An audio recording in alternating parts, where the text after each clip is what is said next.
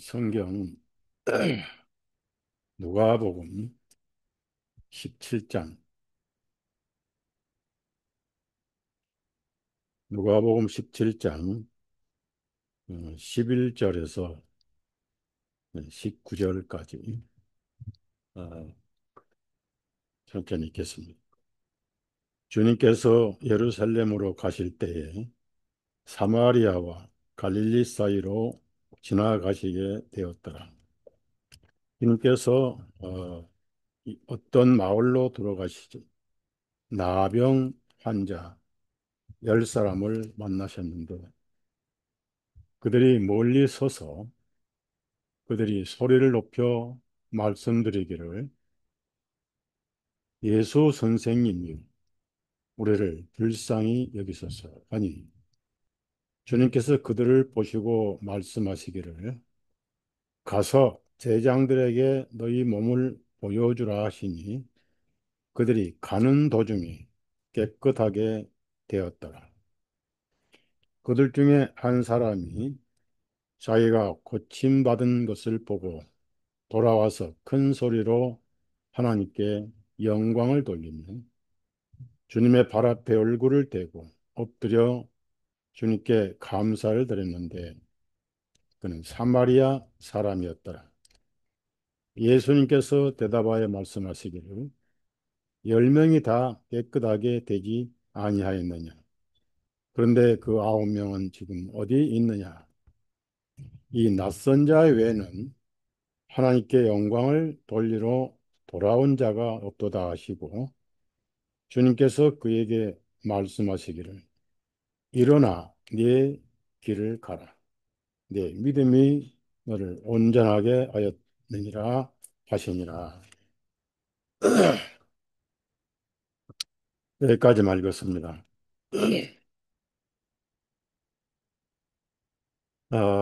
지금 우리는 어, 세계 정부 완성을 앞두고 전환기에 살고 있습니다.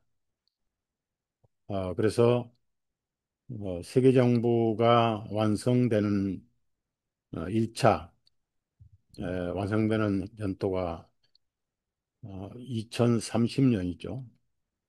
그래서 5년밖에 남아있지 않고요. 빌 게이츠가 자금을 지원하는 WHO에서 120개 국가가 124개 국가가 모여가지고요. 모든 건강 문제를 WHO 세계보건기구에 양도하는 서명을 꺼냈죠. 5월 달에. 그래서 2.0 팬데믹, 새로운 전염병을 준비를 하고 있고 앞으로 백신은 강제 백신을 맞을 겁니다. 그리고 백신 여권을 소지해야 되고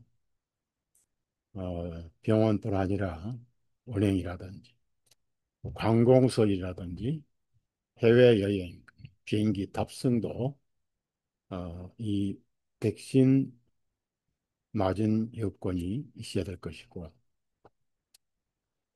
여러분이 믿거나 말거나 제가 말씀드리고 싶은 놀라운 소식은 이미 백신을 맞은 사람들 속에는 나노칩이 산입돼 있습니다. 어떤 전문가가 그걸 폭로를 했어요. 나노칩. 이미 몸에 백신 안에 임플란트가 돼 있다는 얘기입니다. 그래서 2.0 팬데믹 때 강제 백신은 노골적으로 어, 칩이 들어갈 거예요. 그리고 여러분 집 주변에 5G 안테나가 있는데 그 안테나가 우리의 생각을 조종하고 해킹하고 또 스케치하는 그런 세상이 이미 왔어요. 모든 인류가 감시를 당하죠. 생각, 사상 그런 것을 하나하나 어, 사회주의, 통제사회로 가기 위해서 차분하게 진행을 하고 있어요. 그래서 6월 16일 카톡 검열이 시작됐잖아요. 예, 사람이 하지 않습니다. 전부 다 AI가 다 해요. AI는 판단이나 생각을 하지 않고 단어 하나만 가지고 검열을 합니다. 검열하면은 이제 단계적으로 며칠 차단 또는 몇 개월 차단 또는 영구 차단 이런 식이죠. 그래서 알버트 파이크가 3차 세계대전을 계획을 했죠. 프리메이son 총사령관이고 일루미나이티 미국 사령관이죠. 음, 1차 대전은 러시아 혁명을 일으키고 2차 대전은 나치가 망하고 팔레스타인의 시온주의 카자리아 이스라엘이 세워지고 세계정부 본부가 글로 가지요. 어, 3차 대전은 기독교를 없애는 게 목표죠. 그래서 시오니즘 이스라엘과 이슬람이 충돌해서 인류가 대량 살상이 되는데 지금 이란 지하에도요 핵이 있습니다. 그리고 이번에 이란이 복수를 했죠. 어, 초 초음속 미사일이 있죠. 초음속 미사일은 미국이 지원하는 텔아비브 아이온돔도 막지를 못했어요. 그래서 한 10,000명이 죽었어요. 그런 영상을 올리지 못하게 해요. 이스라엘 모사드가.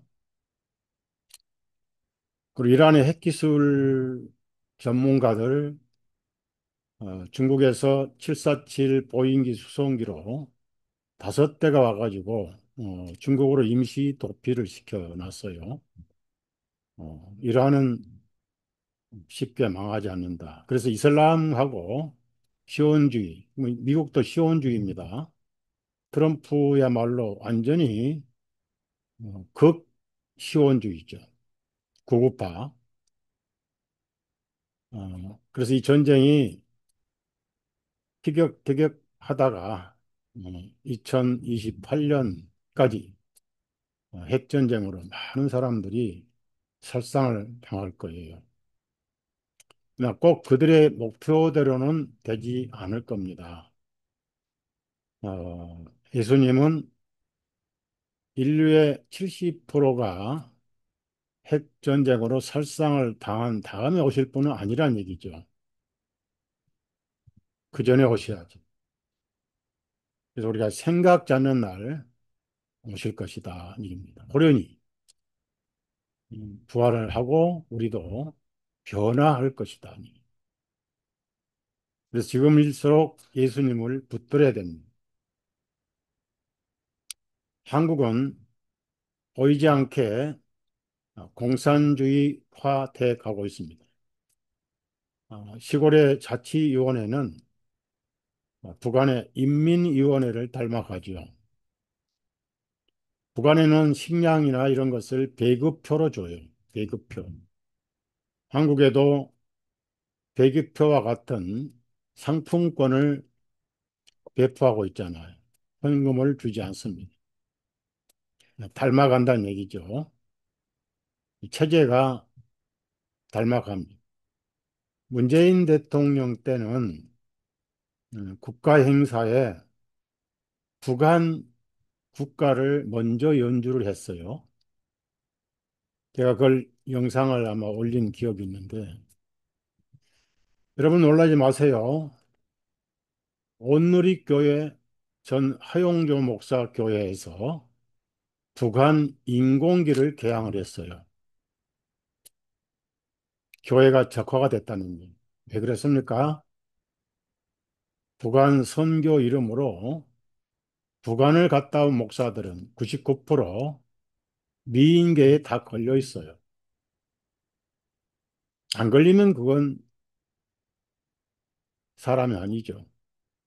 거기에 한술 더 따라가서 씨앗 심기. 북한에 이세를 가진 목사들이 많습니다. 달러를 갖다 퍼 바쳐야 돼. 이런 사회에 우리가 살고 있고요. 그래서 사회주의가 서서히 되어가는 상황에 기독교는 설 자리가 없고 보수파 운동하던 그 문산의 운정 침례교회, 운정 좋은 교회인가 목사님이 경찰서 가서 검찰에 가서 수사를 받았죠. 어, 극우 운동했다고 수사를 받았습니다. 그 다음에 세이버 코리아를 이끌었던 손현보 목사도 압수당하고 경찰에 조사를 받았어요. 그러니까 애국가를 믿는 사람들, 하나님께서 보호하사 백두산이 닳고 동해물이 닳 때까지 하나님께서 보호하사 우리나라 만세 하는 목사들, 기독교는 앞으로 수사를 받게 돼요. 모르게 모르게 사람들이 200개가 넘는 케이블 TV에 정신 팔린 사이에 대한민국은 사회주의가 돼가고 있습니다. 중국이 와서 아파트 땅 대량 사들이고 2020년 미국 바이든 대통령 선거할 때 중국 지하에서 수천 수만 장, 수백만 장의 투표용지를 인쇄를 해가지고 미국으로 밀수를 했습니다. 남미에서 떼거리로 데려온 불법 침입자들이 영주권을 받고 생활비를 받으면서 바이든에게 투표를 했죠. 그걸 트럼프가 왜 모르겠습니까? 잘 알죠.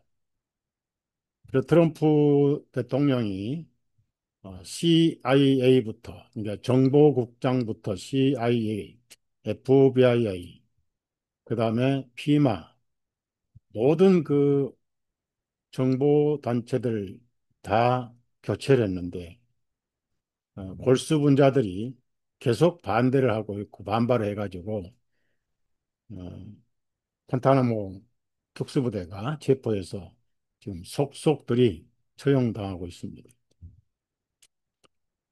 우리나라 투표용지도 중국에서 인쇄를 해가지고 사전 투표 때 대량 갈아치운 이런 그래서 현재 대통령 후보, 대통령 된 사람 후보 시절 서울 사거리 프랑카드가 뭐라고 써 있었죠?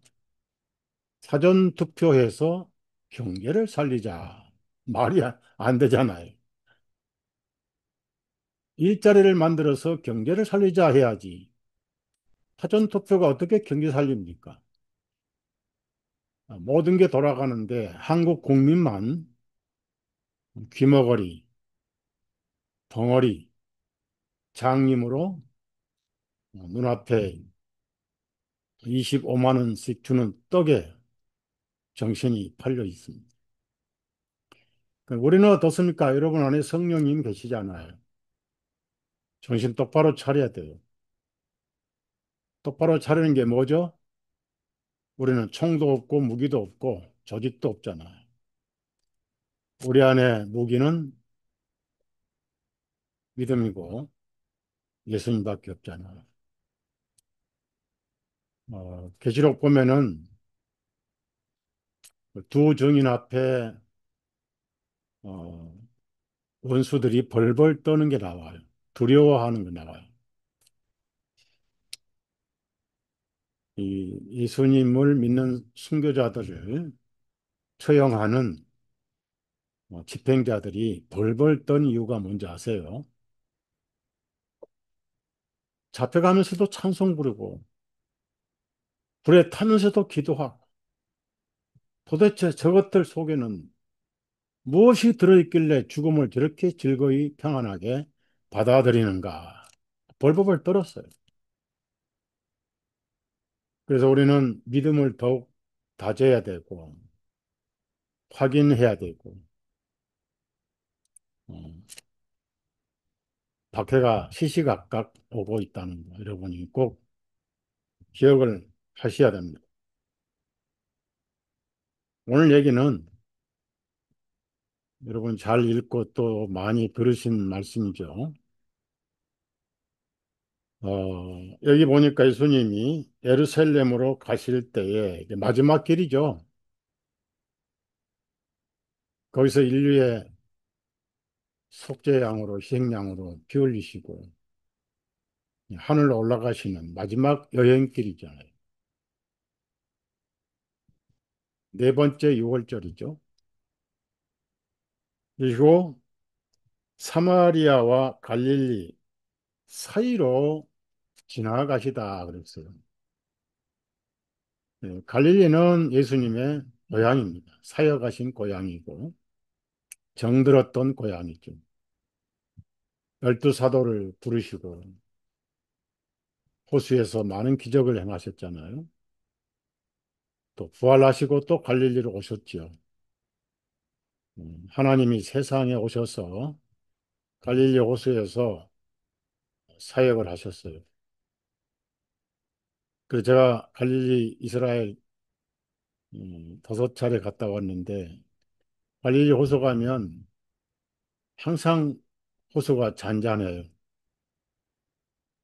하나님께서 사람이 되셔서 갈릴리의 호수를 항일하실까, 뱃놀이를 하실까, 그걸 상상하면서 아주 마음의 평온함을 느낀 게 있었습니다.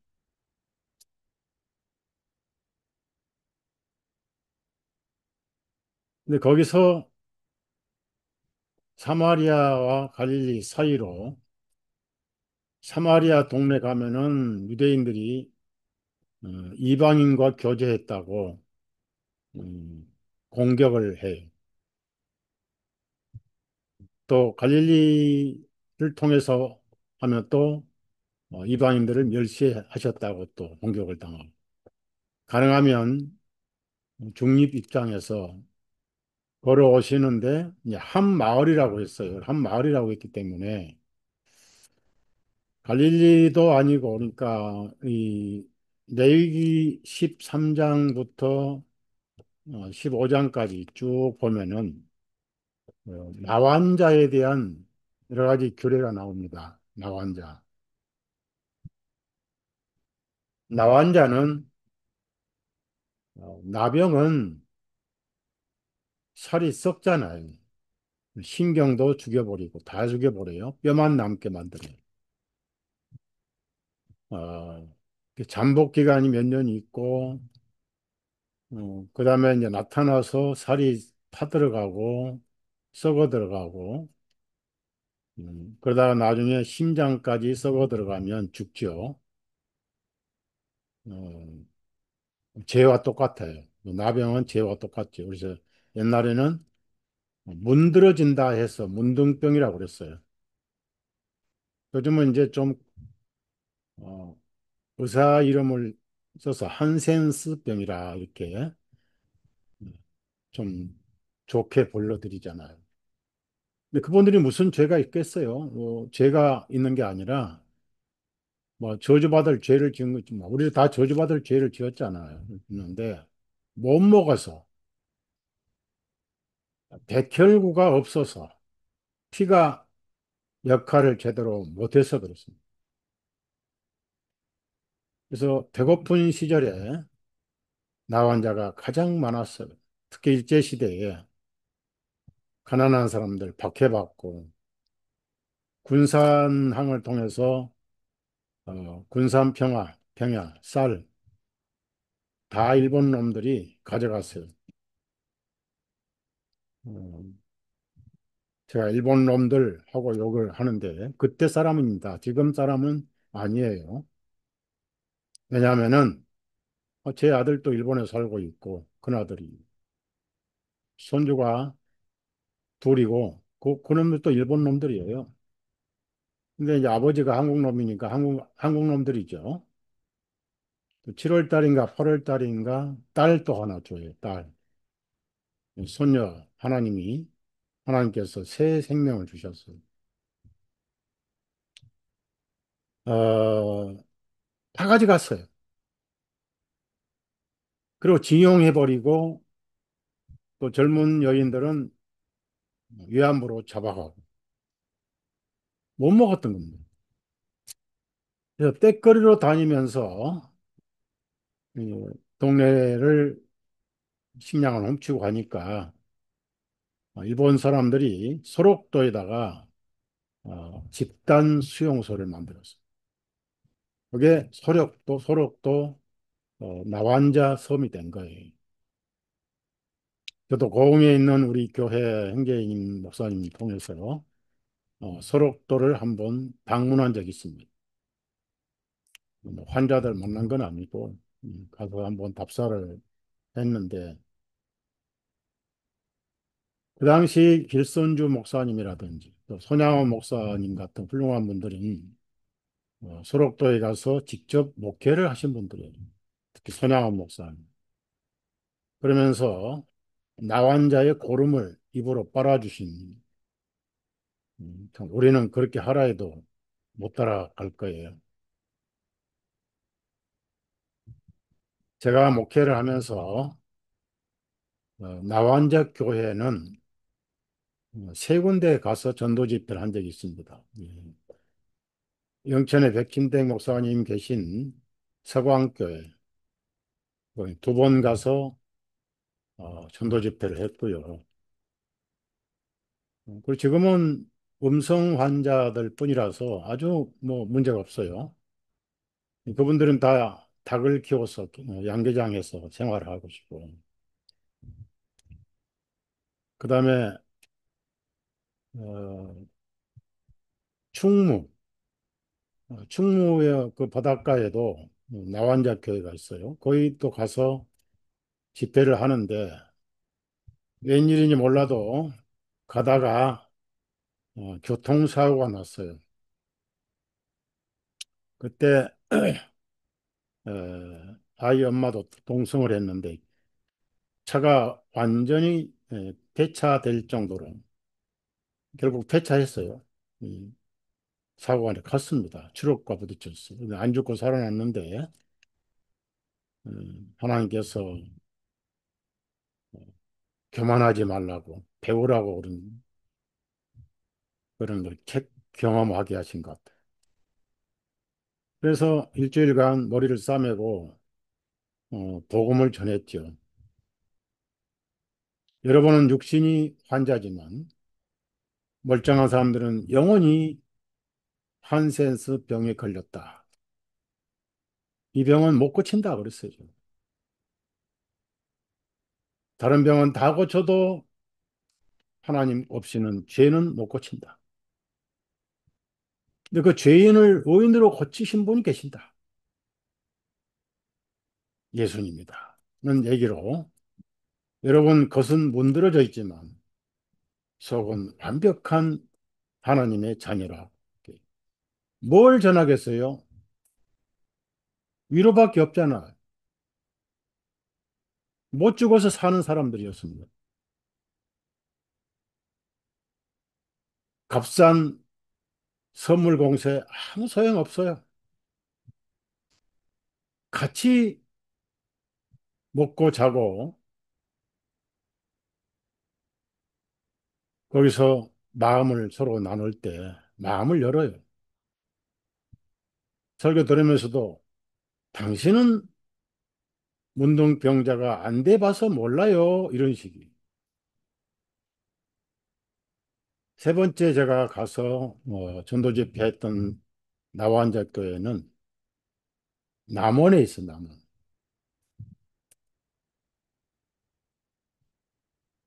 남원에 나완자교회 가가지고 식사도 같이 하고 근데 그분들이 손가락이 다 썩어 없어지고 한쪽 눈이 안 보이고 입이 안쪽이 없어지고 이런 분들이 많아요.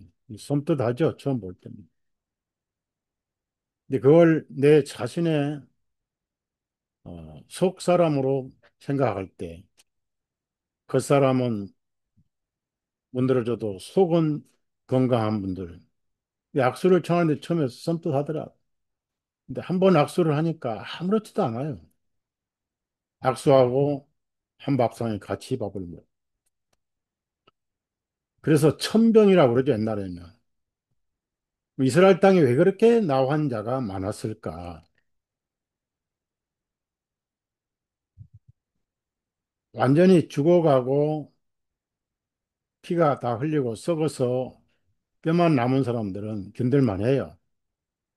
그런데 진행형이 있죠, 진행형. 막 피고름이 걸리고 옷이 아주 칙칙하고 죽지도 살지도 못하는. 누가복음 5장에 보면은 예수님이 그런 환자를 만나셨는데 제가 이 구절을 읽을 때마다 가슴이 철렁철렁 한 거예요. 누가복음 5장 한번 봐봅시다. 5장.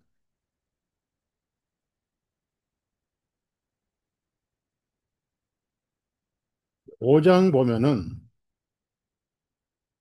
12절입니다.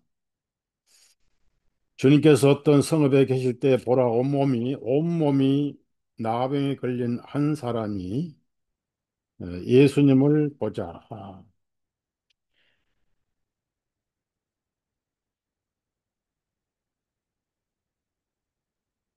예수님을 보자 즉시 얼굴을 땅에 대고 주님께 간구하여 말씀드리기를 주님, 만일 주님께서 원하시면 나를 깨끗하게 하실 수 있나이다. 여기서 이 내용이 마태복음 8장에 또 마가복음 1장에도 나온 비슷한 내용이 나옵니다. 주님이 원하시면 그랬어요. 사실 하나님은 모든 사람이 깨끗하기를 원하셔요. 그래서 13절에 주님께서 손을 내밀어 그를 만지며 줄을 치세요. 만지며 말씀하시기를 내가 원하노니. 맞습니다. 상징적으로 나병은 우리의 죄와 닮은 데가 많아요.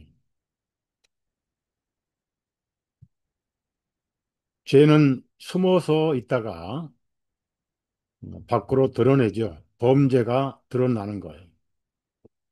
살이 썩기 시작하면은 병이 밖으로 진행이 됩니다. 제일 먼저 썩어서 없애버리는 게 신경이. 그래서 나환자들은 살이 썩어 죽어가면서 통증을 느끼지 못해요. 죄는 범할수록 양심의 가책을 못 느낍니다. 처음에 두렵고 떨리다가 찔리다가 무뎌지다가 합리화하고 즐기죠. 둔탁해지고 그래서 양심이 깨어나기 힘드니까 구원받을 수가 없죠. 어떤 특별한 사건이 아니면 자각을 할 수가 없게 됩니다. 요즘 우리가 살고 있는 세상이 그렇습니다. 문화란 이름으로 죄를 미화하고 있고 죄를 문화화하고 있어요.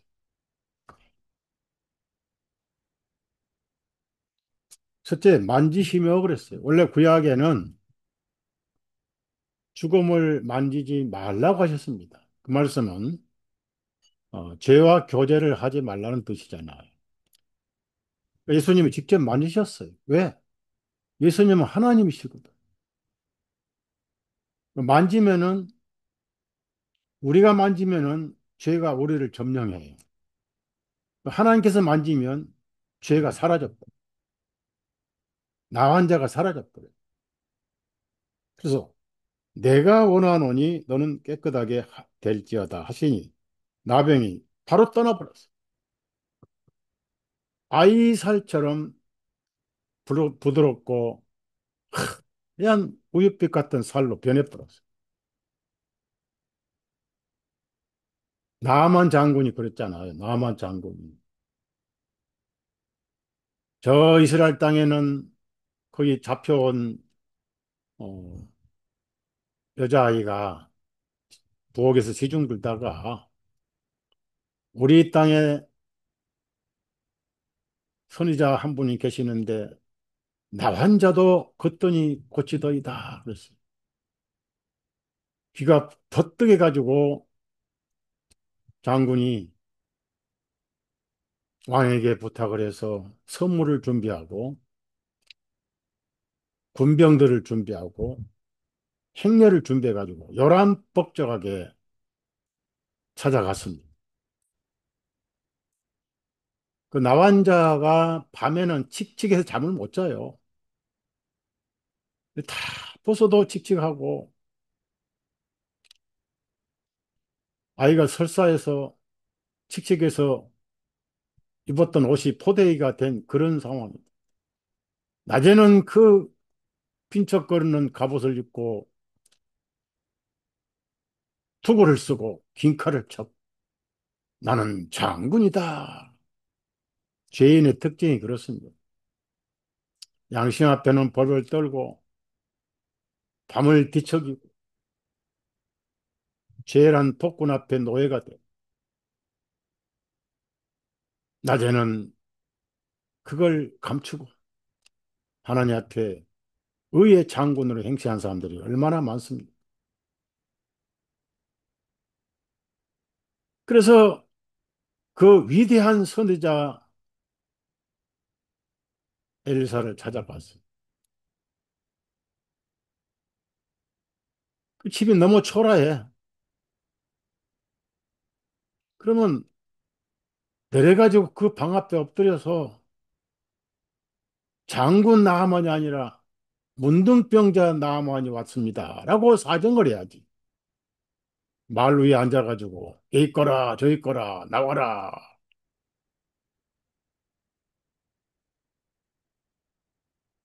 그러니까 들여다 문도 안 열어보고 요단강에서 7번은 몸에 잠그고 7번 몸을 잠그라 씻어라. 화가 나가지고 내 생각에는 나와서 엎드려서 환자에 손을 넣고 안수를 해가지고 고쳐줄 줄 아는데 내가 이렇게 부대접 받으러 이래도 장군인데 라고 돌아가려고 했어. 요즘 많은 사람들이 죄 얘기하면은 듣기 싫어합니다. 죄 모르고 어떻게 죄 사함 받습니까? 병을 모르고 어떻게 병 고침 받냐고요. 성경은 구원받기 전에 전부 죄를 얘기하잖아요. 병원 가면 의사가 병부터 찾아내잖아요. 어디가 아픈가? 어디가 문제인가? 그래야 고칠 거 아니냐고요. 그러니까 신하가 아이 여기까지 오셔가지고 그 요단강에서 7번 몸만 담그면 나은다고 했는데 그거 뭐 그 정도는 수고하셔도 병이 난다는데 가서 합시다. 그 자존심 이제 버리고 옷을 다 온몸이 고름투성이 꽤나 모르겠다. 다 벗어버리고 보란 듯이 벌거벗은 상황이 돼가지고 여러분 죄인은 예수님 앞에 벌거벗으면 예수님이 덮어주셔요. 고쳐주셔요. 먼저 양심 앞에 벌거벗고 예수님 앞에 벌거벗으면 전혀 예수님은 부끄러움과 창피함을 주지 않습니다. 예수님이 그래 내가 벌거벗은 그 부끄러움을 내가 대신 벌거벗으러 왔다. 성경을 읽어봐라. 내 겉옷이 네 겹으로 찢어져서 동서남북에 다 입도록 보냈고 내 속옷은 제비 뽑혀서 누군가 가져가고 나는 벌거벗었노라. 하늘의 영광을 벗어버리고 모든 수치와 손가락질과 침뱉음과 뺨 주먹 채찍질을 다 내가 받았느니라. 머리에 수십 가닥의 가시가 내 머리를 찔렀느니라. 그 누구도 채찍을 맞을 만큼 남겨둔 것이 없었느니라. 그 예수님 앞에 벌거벗으면 덮어주셔요. 그러나 심판주 앞에 벌거벗으면 슬피 울며 이를 갈게 됩니다. 그거는 지금은 구원자예요. 이름이 예수님이에요. 그러나 심판자, 백보자로 앉으실 때는 예수님이란 이름이 나오질 않습니다. 왕중왕이란 거. 왕중왕. 죄인들이 전부 벌거벗어 책에 기록된 대로 심판을 받을 겁니다. 그래서 어린아이보다 더 부드럽게 살이 고와져 버렸어요. 그래서 선물을 주려니까 안 받아. 기념으로 흙을 가지고 왔습니다. 흙. 그 나중에 몸종이 쫓아가서 거짓말해서 돈 선물 착보하다가 그 몸종이 개아씨가 문둥병이 돼버렸잖아요. 무슨 얘기냐면은 하나님의 은혜를 욕심의 도구로 사용시키지 말라는 얘기죠. 복음을 돈 받고 팔지 말라는 얘기. 자, 그런데 거기 지나가시다 보니까 이제 예루살렘 다시는 못 내려올 가는 도중이잖아요. 보니까 나환자 10명이 있었습니다. 예, 원래는 이 나환자들은 어, 성경에 하나님께서 동네에 살면 안 되게 돼 있어요. 멀리 쫓아내버려요. 진 밖에 살아야 돼. 그 진 밖에. 구약성경 레위기 13장, 13장 보시면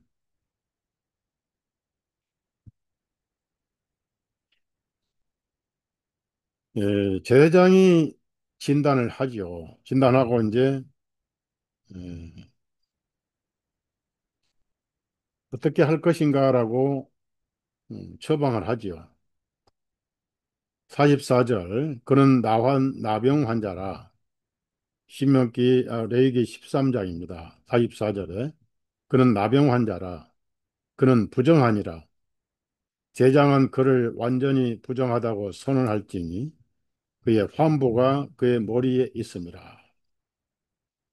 그 환부가 있는 나병 환자는 옷들을 찢고 자기 옷들을 찢고 그 말은 하나님 앞에 가면을 벗으라는 얘기죠. 핑계하고 뭐 그런 걸 벗으라는 얘기죠. 자기 머리를 풀며 이 머리를 풀면 나오잖아요. 줄을 치세요.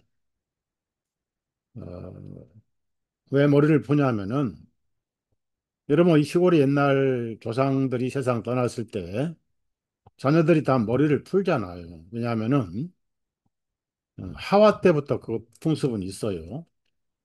또 고린도전서 12장에도 머리를 가리우라. 그래서 가리우기 위해서 여자들에게는 긴 머리를 주셨어요. 긴 머리. 머리 두상을 가리우게 하려고. 즉, 자기 두상을 덮는 것이 머리잖아요. 그래서 여자들의 머리는 길어야 되고, 남자들은 머리는 예수님을 드러내야 되기 때문에 짧아야 되고. 그럼 부모님에게 불효를 했다 해서 머리를 풀어서 가리우는 거예요. 머리를 풀며 그 다음에 가리개로 자기 윗입술을 가리우고 손을 가리우든지 깍대기로 가리우든지 윗입술을 가리워요. 왜냐하면 하나님 앞에 변명을 하지 말라는 얘기입니다. 스스로 부정하다 부정하다 하고 외칠지니라. 모든 죄는 자인을 해야 돼. 일일이 할 수는 없어요. 그냥 나는 죄인입니다. 하나님 앞에. 일일이 그거 어떻게 다 기억하고 누구보다 잘 아신 분은 하나님이시잖아요.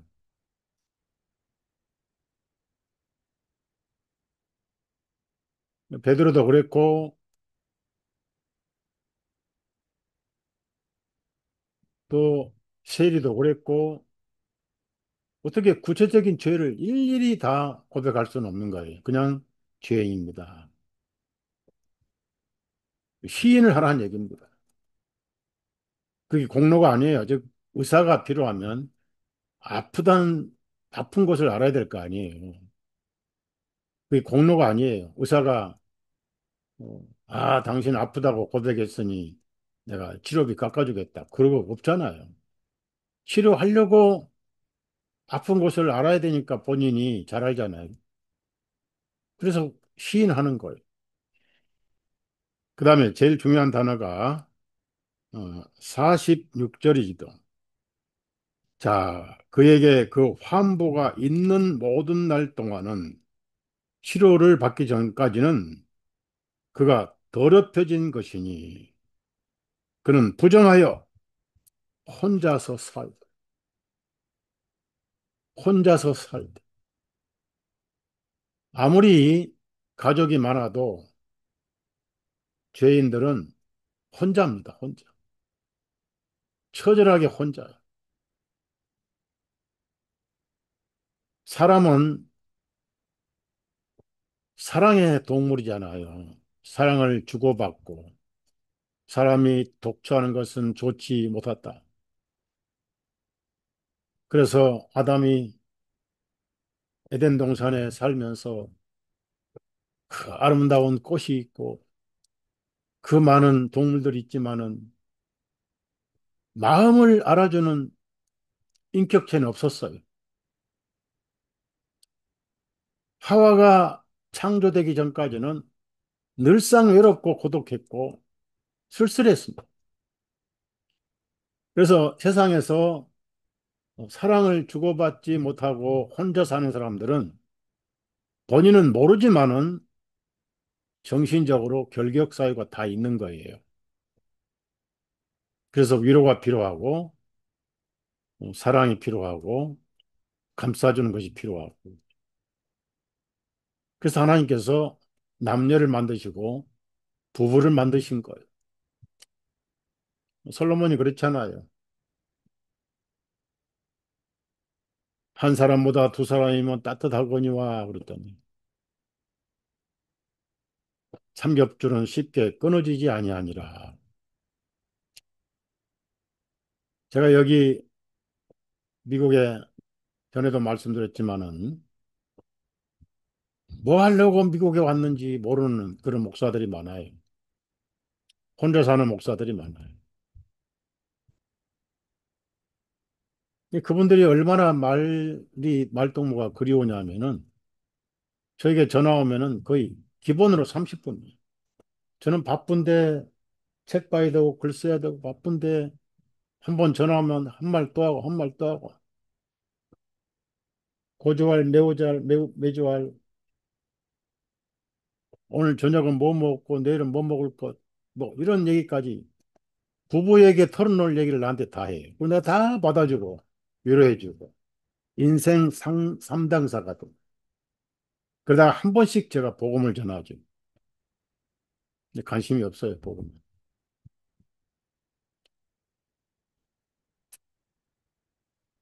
지옥은 가장 고독한 곳입니다. 고독 자체가 병이잖아요. 대화할 수 없고, 말을 해도 들어줄 수 없고, 지 새끼가 하겠어요. 뭐, 남말은 새가 듣고, 반말은 쥐가 듣고, 뭐, 어쩌고저쩌고. 다 그런 말이 어디 있어요. 지옥의 고독을 말하는.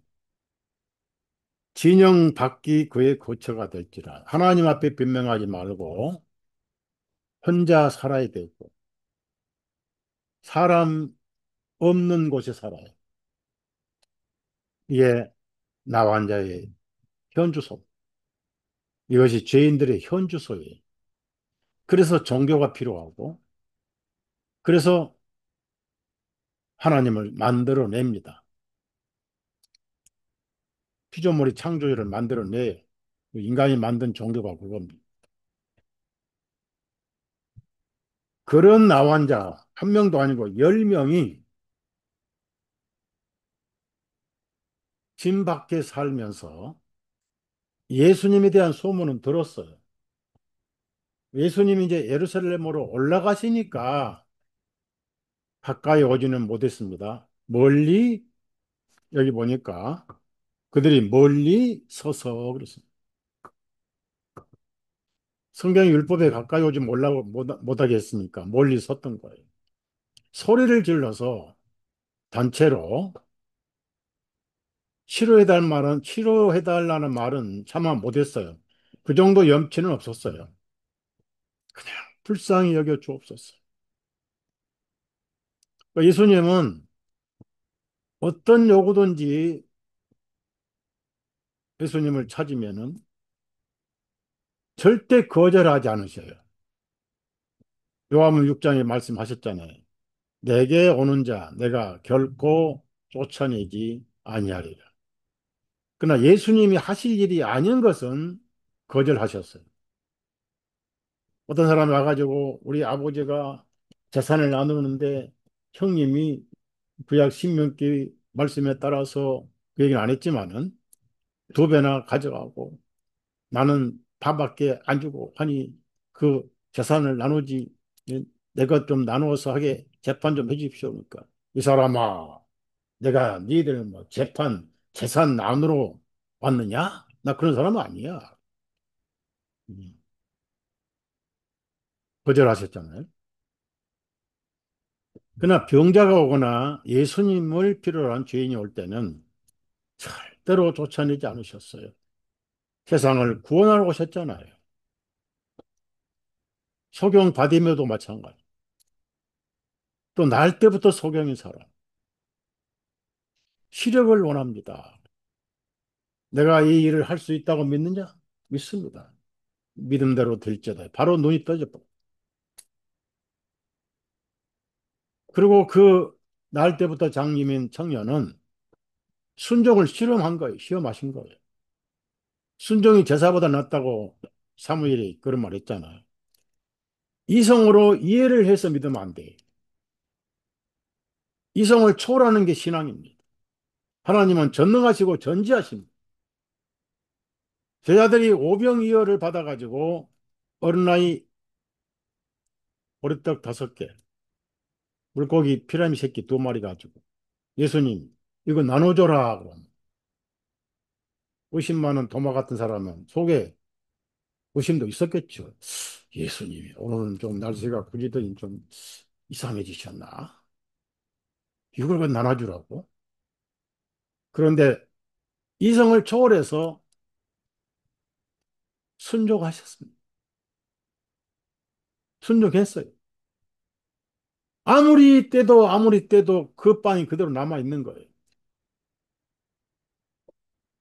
여자와 어린아이를 제외한 5천 명의 장전들이 배부르게 먹고 남을 정도로 끝없이 빵은 또 떼주고 또 떼주고 말씀에 순종하면은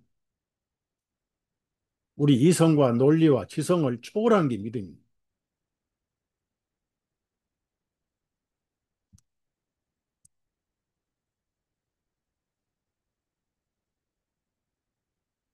배를 타고 항해를 하는데 그 역풍이 불어서 비바람이 쓰고 뭐 난리 나니까 아무리 물을 퍼내도 조그만 배는 가라앉기 직전이었습니다.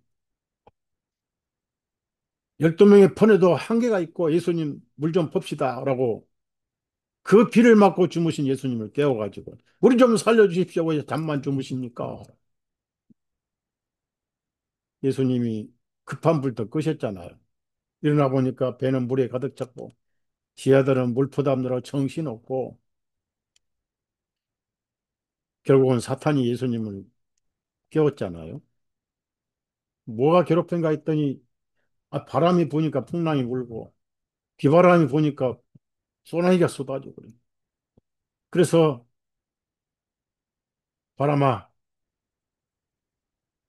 잠잠 막아라. 파도야 고요하거라.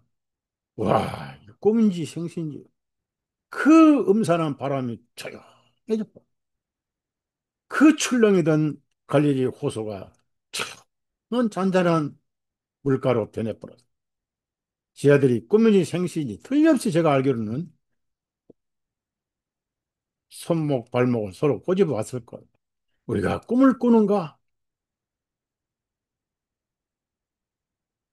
여러분이 세상을 떠나 하늘에 가실 때 솔직히 천국 갈 자신이 없지만은 예수님 때문에 천국에 도착해야 되니 내가 꿈을 꾼가 진짠가 생신가 하고 아마 손등을 꼽아 볼 거예요.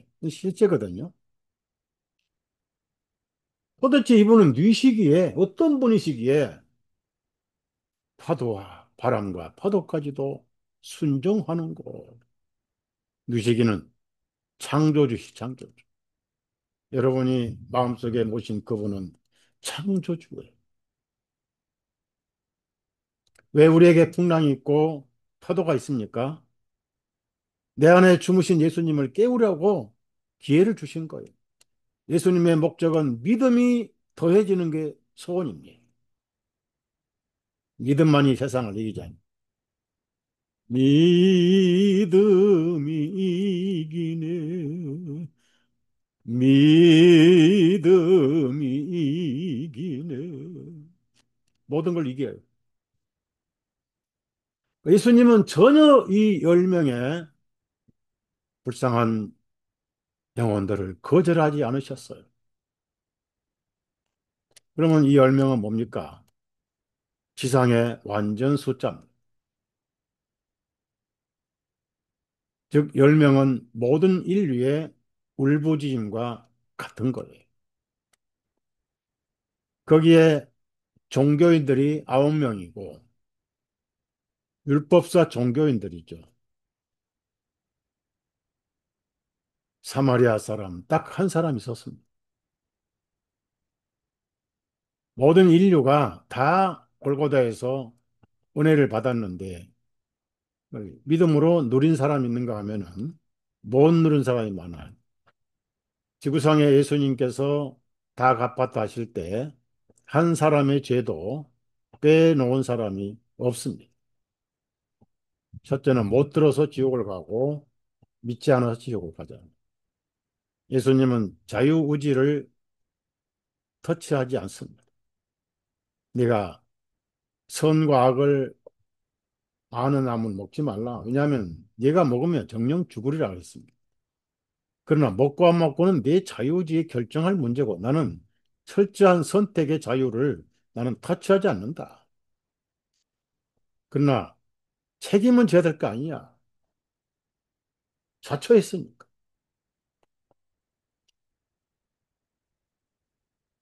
지상의 10명, 인류의 전체를 대표하는 사람. 그런데 율법에 따라서 여러분 예수님이 언제까지 율법 시대인지 아세요? 율법을 완성하신 날 율법은 폐기돼 있어요. 마지막 율법의 선지자가 요한이잖아. 율법은 정죄를 하잖아. 요한이 언제 목 잘렸어요? 예수님 침례를 하고 나서 목 잘렸어요. 모든 정죄는 예수님께 지정 예물로 지정됐잖아요. 그래, 그지? 바로 침례죠. 죄가 넘어간 거 아니라고 제가 말씀 분명히 들었습니다. 심리적으로 죄가 넘어갈 수 없잖아요. 그럼 아담이 돼 버리게요.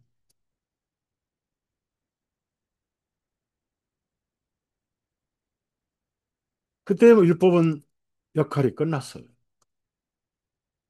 적용이 끝났다 그 말. 히브리서는 같은 바울이 쓴 편지지만은 패했다 그랬어요. 로마서 10장 4절에는 율법의 마침이 되었다 그랬어요. 예수님 안에서 모든 율법이 완성이 됐어요. 그래서 우리는 율법 아래 있지 않고 은혜 아래 있습니다. 은혜 아래 있으니까 은혜를 마음껏 누려야지 못 누리면 바보 아니겠어요? 아, 사막의 목마름이 갈증이 심하고 썩은 물이라도 마시고 싶은 시대에 갑자기 한 구름에 구름이 오더니 소나기가 한량복과 마음껏 마실 거 아니냐고요. 지금은 은혜의 날이 구원의 날입니다. 예수님 앉아 계신 곳이 은혜의 자리입니다. 은혜밖에 나올 자리가 없어. 은혜. 어린 양의 보좌에서 생수가 흘러나오고 마음껏 마시고 그래서 성령과 신부가 말씀하시다 와서 생수를 마시라. 계시록의 마지막 말씀 아니냐고요. 하나님의 사전에는 정죄가 없어요, 지금은. 세상이 없어요. 심판석에 앉을 때까지는 없어요. 그럼 이제 앉아서 왜 심판석이 필요합니까? 심판받을 사람이 남아 있었거든. 주 예수를 믿어라 그러니까 주 예수를 안 믿어. 배척한 사람들이 지금도 얼마나 많습니까? 구원받아라 그러면 나는 막 8원이면 돼 한 사람들. 구원을 어렵게 전하는 사람들. 구원받기 위해서 남의 갚아야 되고 담배 끊고 술 담배 끊고 회개하고 뭐 세금 못 낸 거 다 내고 교통딱지 다 내고 그러고 와 그럼 누가 그렇게 하고 올 사람 있습니까? 아무도 없죠. 그 못한 걸 예수님이 다 갚았잖아요. 그래서 예수님은 아직 율법 시대니까 다 이뤘다 하실 때까지는 율법 시대입니다. 그래서 11조도 필요했던 것이니까 이것도 하고 저것도 버리지 말아야 할 것이나 한 것이지 신약 시대 와서 11조 뜯어먹으라는 뜻이 아닙니다.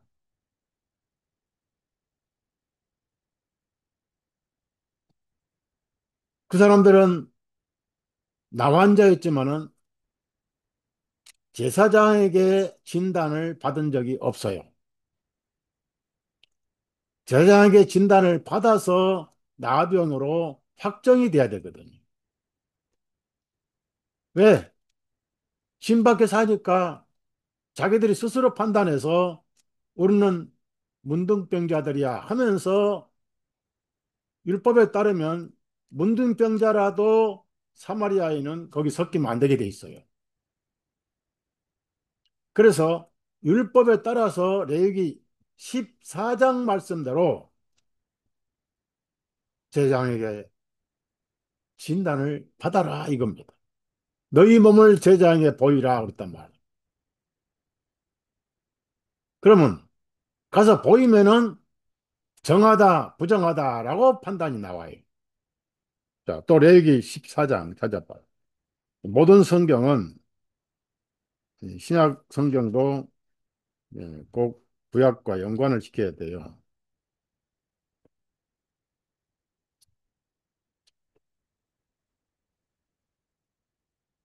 자, 레위기 14장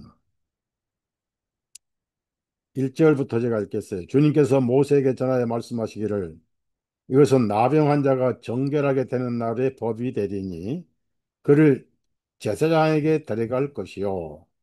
자, 제사장은 진영 밖으로 나가서 살펴볼지니 보라 만일 그 나병 환자에게서 나병이 나았으면 제사장은 명령하여 그를 정결하게 하기 위하여 살아있는 정결한 새 두 마리와 백향목과 주홍색 실과 우슬초를 가져오게 하고 제장은 명령하여 그 새 중에서 한 마리를 흐르는 물 질그릇 안에서 죽이게 할지니라. 그리고 어, 정하다 이런 이제 판단을 내려요. 그래서 제자에게 한 번도 가서 진단을 받지 못한 사람들이니까 사마리아인은 거기 있으면 안 돼요. 나왕 환자라도. 사마리아인들하고는 교제를 안 하잖아요. 그런데 이제 사마리아 사람 하나가 어쩌다 나환자가 돼가지고 거기서 어울렸어요. 그런 나환자 하더라도 사마리아 피가 다르니까 뭐 다 죽어가는 피지만은 그래도 야곱의 피가 있고 혼혈 피가 있잖아요. 이 막날 뒤에서 어, 왕따 당하고 또 소외되고 아마 그런 어, 삶을 살았을 거예요. 얻어먹는 주제에. 그러면서 율법을 생각했습니다. 아, 우리가 배우기로는 율법의 제장은 우리를 진단해서 부정하다, 정하다라고 판결 내리는 사람들이지 라고 생각할 때 성경에 보면은 가장 부정하다 할 때 성경은 정하다라고 판결 내리라고 그랬어요. 그 성경은 이제 안 보셔도 안 찾아도 돼요. 왜? 죄인으로 나서면 무조건 죄는 하나님께서 죄값을 대신 치르신 것을 깨닫게 해주셔요. 정하다. 온몸에 퍼졌거든 정하다라고 선언할지니라. 그래서 그 제장 몸을 보이러 가니까 마음은 벌써 정죄를 받은 거예요. 아, 우리 다 문둥병자지라고 생각하실 때, 갑자기 몸이 개운하더니 흔적도 없이 사라져버려요. 피부가 그렇게 맑고 깨끗할 수가 없는 거예요. 그러면 세상에 갈 필요가 없잖아요. 왜 갈 필요 없습니까? 예수님 몸에는 율법이 완성됐어요. 율법의 요구가 이루어졌어요. 그럼 예수님 안에서 정죄받을 사람은 아무도 없어요. 그것이 로마서 5장 말씀이잖아. 그래서 여러분 안에는 하나님의 은혜만 받게 돼 있는 거예요. 예수님이 계시잖아. 예수님이 받으신 은혜, 누리는 영광, 저와 여러분이 똑같이. 그래서 형제들이라 부르신 바. 그걸 부끄러워하지 않으신다고 하셨어요. 얼마나 복됩니까? 거저 주신 은혜 아니냐고요. 돈 내고 구원받습니까? 그냥 주시는 거예요. 그래서 제자에 갈 필요 없어요. 거기다가 성전 휘장이 찢겨진 다음에는 모든 율법, 모든 제장, 모든 구약은 마무리가 돼버려. 찢어버려 사라졌겠어. 위에서 밑으로 5미터 되는 휘장을 둘러 찢어버려. 성소와 지성소가 확 열려버려. 천국문이 확 열려버려.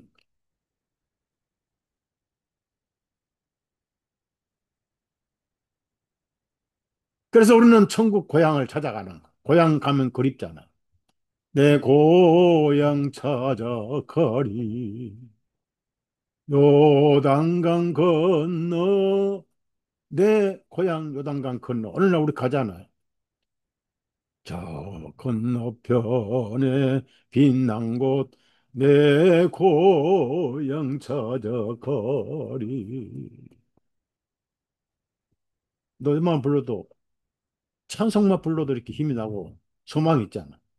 세상에 더럽고 정치 보면 구역질 나고. 예? 그러면 이제 어디로 가야 돼? 제장에 갈 필요 없잖아요. 가다가 나버렸으니 갈 필요 없어, 이제. 제장이 진단할 게 없어요. 왜? 예수님 말씀만 들으면은, 순종만 하면은, 제장이 필요 없어져 버려요. 율법이 없어져 버려요. 거기서 끝났습니다. 근데 어디로 갔어요? 이제 나 혼자 아니니까, 어디로 가야 되겠 여러분 같으면 어디로 가야 돼? 문둥병자, 이 문둥이, 썩은 문둥이에서 어린아이 살처럼 회복시켜준 그분에게 돌아와야지. 여기서 돌아와서란 단어가 나와요. 돌아와서.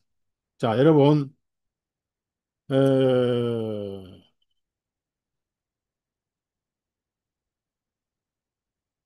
15절 보시니까 그들 중에 한 사람이 자기의 고침받은 것을 보고 돌아와서 줄을 치세요. 돌아와서. 어디로 돌아와야 돼요? 고쳐주신 분께 돌아온 거예요. 그래서 찬송됐잖아요. 돌아와, 돌아와, 집을 나간 자여, 어서 와, 돌아오라.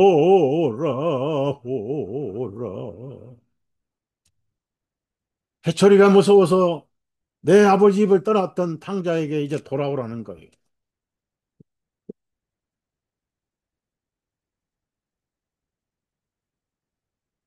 무서웠던 아버지 해초리 대신 아버지 손에는 피가 흐르고 있어요. 내가 성육신에서 내 몸에 피를 흘렸느니라. 그냥 와라. 열린 문을 두었다 하였어요. 예수님 옆구리에 손바닥에 들어갈 정도로 열려 있었습니다. 도마에 손이 들어가도록 열려 있었어요. 하나님의 마음이 열려 있다 그 말. 다 받아주세요. 무슨 죄를 지었던 간에 오라는 거예요. 저같이 사악한 놈도 가능합니까? 더 사악한 죄도 돌아오면 되느니라. 믿음으로 돌아와. 그런데 그 중에 한 사람이 누구였습니까? 안 그래도 9명 썩어가는 피를 가진 문둥병 주제에 유대인 혈통 자랑하고 족보 자랑하고 시비집파 자랑하고 그래서 자기 혈통은 이방인 사마리아 피가 섞여 있는 그 북쪽 이스라엘 사마리아 이방인 피가 섞여 있는 사마리아인은 그때마다 할 말이 없었던 거예요. 문둥병자에다가 족보까지 문둥병자고 혈통까지 문둥병자고 그래서 맨날 뒤에 문둥병자 9명이 다 얻어먹은 다음에 거기서 찌꺼기나 얻어먹고 왕따 중에 왕따 당했던 외롭고 가장 고독했던 외로운 잃어버린 영혼 그 영광을 보니까 놀랍고 놀라운 거예요. 다른 9명은 어디로 사라졌습니까? 그래도 유대인이라고 당당하게 집으로 돌아갔어요. 개선 장군처럼. 실제입니다. 9명은 천국에 없을 겁니다. 구원받은 감격과 변화가 따라오지 않으면 가짜 구원이. 그는 구원자를 잊어버렸어요, 그들은. 서기 70년에 다 죽었을 거예요. 이스라엘의 대환란, 전무후무한 야곱의 환란 날, 예레미야 30장에 있는 야곱의 환란 날, 서기 70년 로마인들에게 돌 하나도 도리에 남지 않는 날, 다 죽었을 거예요. 그는 구원자를 잃어버렸어요. 9명은 반항의 숫자입니다. 홀로 버림받은 사마리아인은 예수님께 찾아왔어. 엎드려서 감사드리며 하나님을 찬양하고 영광을 돌렸어. 이것이 구원받은 자의 예배요, 경배의 풀타임, 인생 전체로 예배드리는 것. 여러분, 종교생활 하지 마세요.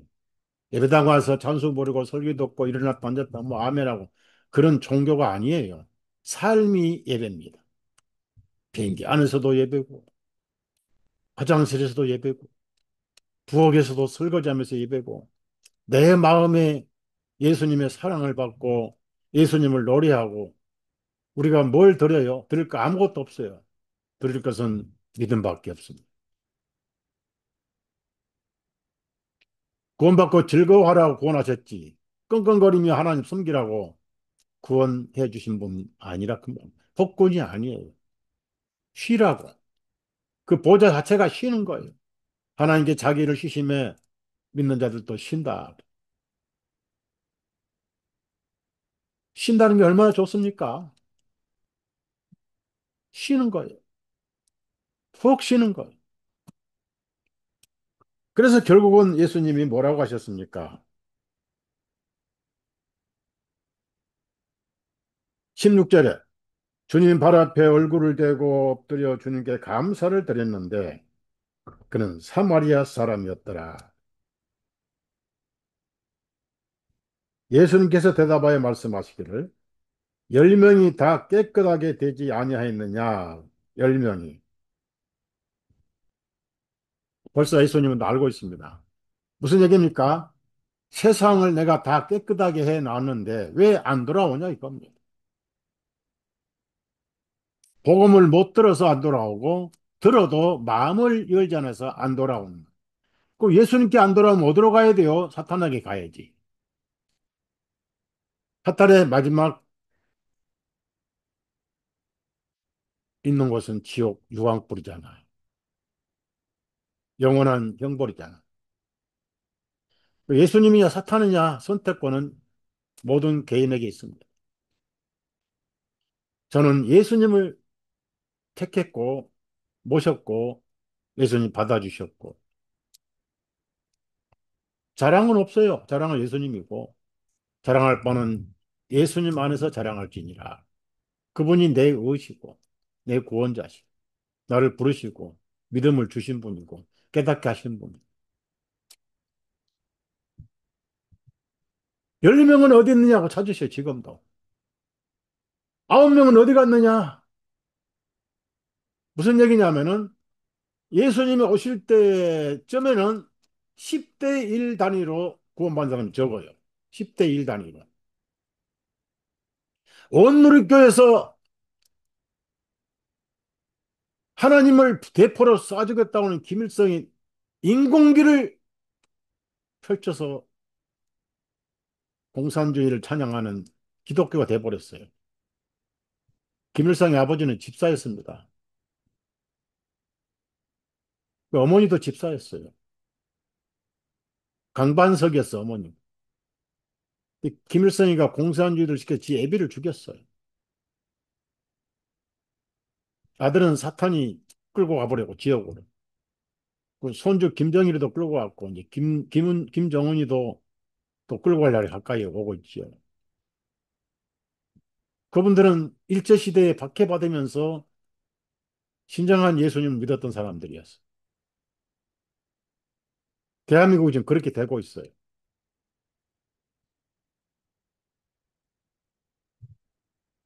예수님은 지금도 찾고 계세요. 9명은 어디 있느냐? 내가 10명을 세상을 다 구원했는데 요한복음 3장 16절을 읽어보고 17절을 읽어봐라. 내가 세상을 다 구해놨지 않느냐? 침례 요한이 뭐라고 외쳤느냐? 세상의 죄를 가져가는 하나님 어딨냐고 했지 않느냐? 그 9명 어디 갔느냐? 9명 어디 갔냐? 이거. 여러분 마음속에 이 질문이 없습니까? 우리 식구가 8명인데 8명 가운데 한 명은 어디 갔느냐? 덩어리가 되지 마시고 복음을 전하십시오. 때가 얼마 안 남았으니까. 자, 결론을 낼게요. 예수님이 확인해 주셨어요. 여기서 가장 중요한 단어는 뭐죠? 18절. 이 낯선 자 외에는 이방인입니다. 사마리아 이방인. 하나님께 영광을 돌리러 돌아온 자가 없도다 하시고. 우리 삶의 예배가 영광 돌리는 거예요. 자, 여기서 중요한 단어 하나 말씀드리고 마치겠습니다. 19절입니다. 주님께서 그에게 말씀하시기를 일어나 네 길을 가라. 자유의 길입니다. 더 이상 문둥병자와 뒤쓸려서 소외되고 숨어 다니지 말고 이제 사람답게 자유를 누려라. 네 길을 가라. 이 신앙생활의 길이잖아. 그러면 이 사람이 과거에는 죄악의 길로 갔고 불순종의 길로 갔고 욕심쟁이 길로 갔지만은 이제는 좁은 길을 가도 즐겁잖아요. 철로 역정의 길이지만 재밌는 길이잖아요. 날마다 가까이 보이는 천국 길이잖아요. 그러면서 이런 찬송도 부르겠지요. 저 배는 천국길 날마다 가까워. 좁은 길. 그 길은 좁지만은 영광의 길이고 생명의 길이고 영생의 길이잖아요.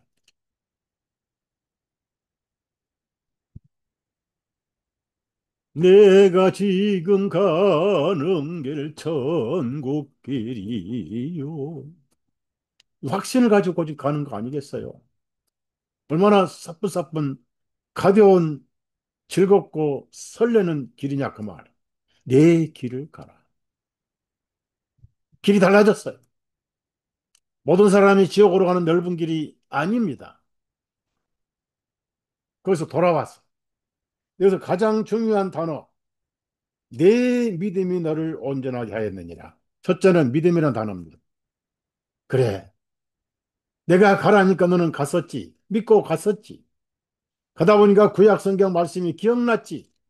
제장에 보이라니까 보이러 가다가 제장이 너는 부정하다는 판결을 스스로 마음에서 받고 그럴 때 제장이 바로 나다. 나는 그걸 고치러 왔다. 문제는 영혼의 죄는 문둥병으로 표현이 되느니라. 문둥병이 깨끗하게 된 것. 네 영혼의 죄까지도 깨끗해졌느니라. 네 믿음이 너를 온전케 하였느니라. 우리가 붙들 것은 주신 믿음밖에 없어요. 물에 빠진 사람은 밖에서 던져진 밧줄을 붙잡아야 되지. 밧줄을 던질까? 아니요. 내가 밧줄을 지금 만들고 있어서 내가 스스로 밧줄 잡고 나가볼게 했던 지옥에 빠져버린. 믿음은 선물이에요. 그 정탐꾼들이 지정했던 창문에 매달린 붉은 줄. 그 붉은 줄로 정탐꾼들이 도망 나왔습니다. 여호수아가 그 붉은 줄을 보고 그 집은 지켜라. 하나님께서 거기는 허물지 않게 하셨어요. 예수님 피밖에 없네요. 예수님 흘린 피 귀하고 귀하다. 여러분, 제가 이 마지막 단어를 이 헬라어를 가지고 공부를 했었거든요. 이 헬라어 성경 있잖아요. 영어 성경은 온전하게 되었다. 즉 육신적으로 피부가 곱게 바꿔졌다. 즉 병이 나았다. 이런 식으로만 번역이 됐어요. 근데 헬라어로 보면요. 구원이라는 단어가 이 소스라는 단어가 있어요. 소조라고 그러는데 이것은 구원이라는 단어의 동사입니다. 동사. 이 구원을 받았다 그런 뜻. 동사예요. 동사. 그 다음에 명사는 소테리아라고 그래요. 구원이라는 단어가 이 헬라어에.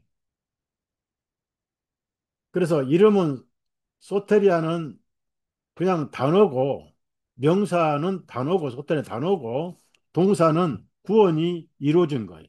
바로 내 믿음이 너를 소스로 만들었다. 소저로 만들었다. 무슨 구원을 이루었다는 거. 그래서 개혁성경은 헬라어를 직역해서 구원이라는 단어가 나와요.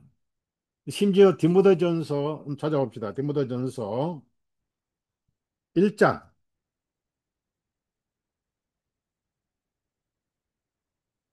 1장 그 15절 보면은 신실하도다 이 말이요 온전히 받아들이기 합당하니 그리스도 예수님께서 죄인들을 구원하시려고 세상에 오셨도다 한 것이라. 죄인들 중에 내가 얻음으로. 여기서 구원이 바로 소조라고 돼 있어요. 소조. 그러니까 구원을 받아버린 거예요. 외적인 문둥병은 내적인 문둥병의 표상입니다. 그걸 고쳤다. 예수님이 병 고치러 오셨습니까? 죄보다 더 큰 병은 없죠. 예수님이 그걸 가져가, 그걸 치워버렸어요. 그 사람에게 내릴 정죄를 예수님이 다 받았다. 그래서 그냥 갚았다 아니에요. 다 갚았다. 문제는 어쩌면 율법에 정죄받으면 안 돼. 양심이 율법입니다. 이방인은 로마서 2장 14절에 율법 없는 이방인이라고 그랬어요. 그럼 어디뿐인지 아십니까? 많은 사람들이 아브라함도 율법이 있었다고 그래요. 야곱이 율법이 있었다. 이삭이 율법이 있었다. 이런 성경 무지한 사람이 어디 있습니까? 모세 때부터 예수님까지, 침례 요한까지만 율법이 시대에 있습니다. 율법은 폐했다고요. 히브리서 나오면. 로마서 10장 4절에 나오잖아요. 예수 그리스도는 모든 믿는 자가 율법에 마침이 돼버려 땡땡땡 쳤다고. 하지만은 예수님이 없는 심령은 양심이 정죄를 해요. 지옥의 유일하게 폭군은 자기 영혼을 자기 양심이 찔러요. 동전의 양면과 같은 거예요. 그런데 여러분은 양심은 자유를 얻었잖아요. 쉬고 있잖아요. 신음 대신 노래가 나오잖아요.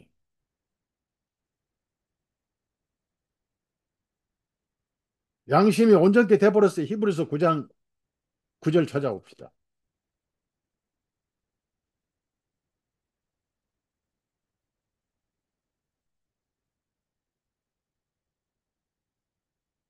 히브리서 9장 9절 율법으로는 양심상 온전케 할 수 없었어요. 그 유대인들이죠. 이 성막은 현재 곧 이때까지의 모형이었습니다. 그 안에 예물들과 희생물 들였어도 그런 것들이 섬기는 자들의 양심으로 온전하게 할 수는 없었다. 쉬지 않고 양심이 정죄를 했어요. 그런데 예수 그리스도께서 피를 흘리신 다음에 뭐라게 됐습니까? 14절에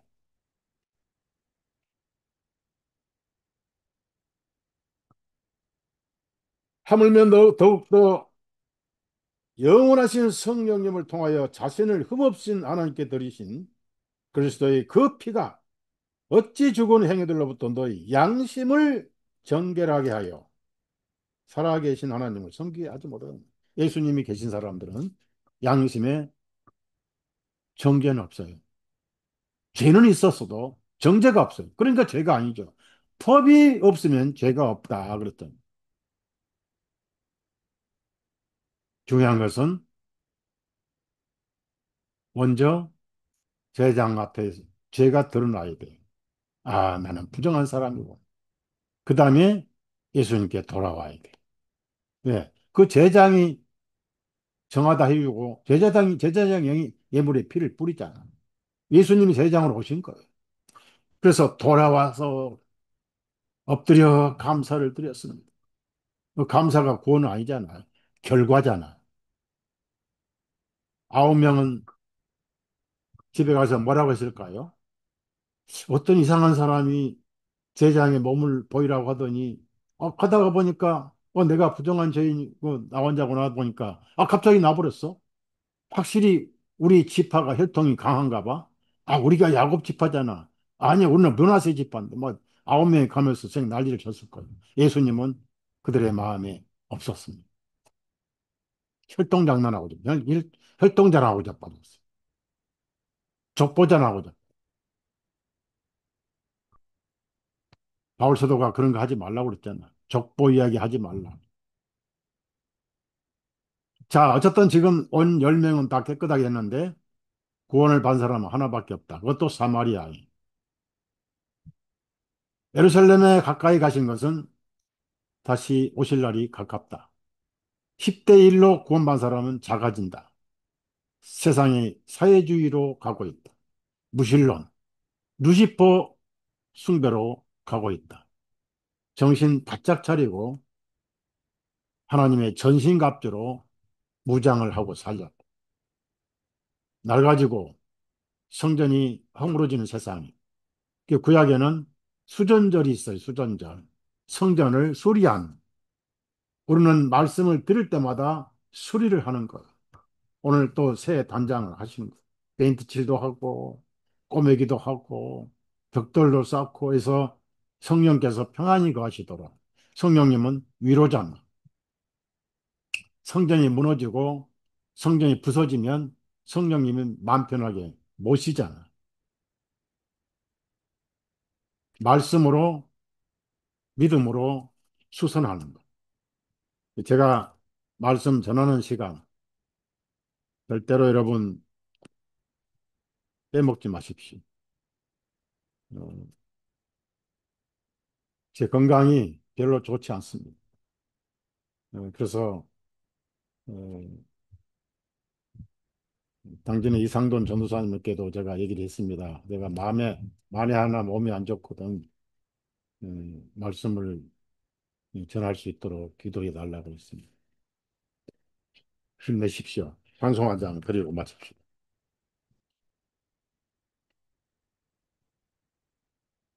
우리 마음속에 천국이 가까워야지.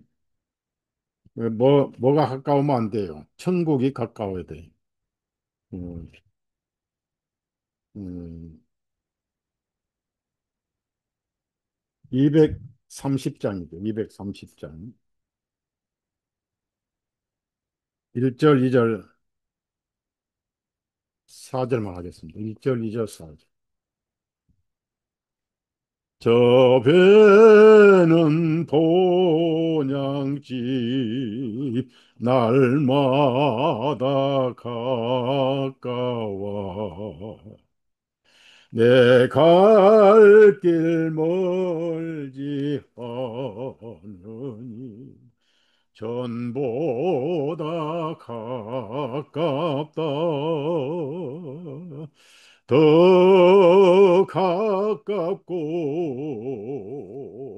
더 가깝다 하루께 되는 내 본향 가까운 곳일세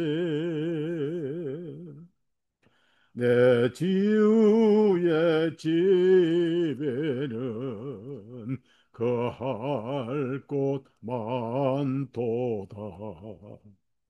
그 보좌 있는 곳으로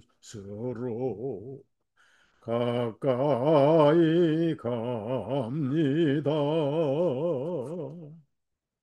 더 가깝고 더 가깝다 하루길 되는 내 본향 가까운 곳일세 사절이죠.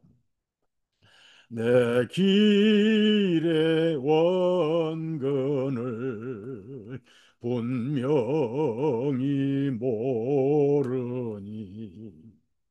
내 주여 길 닦아도록 나 함께 하소서 더 가깝고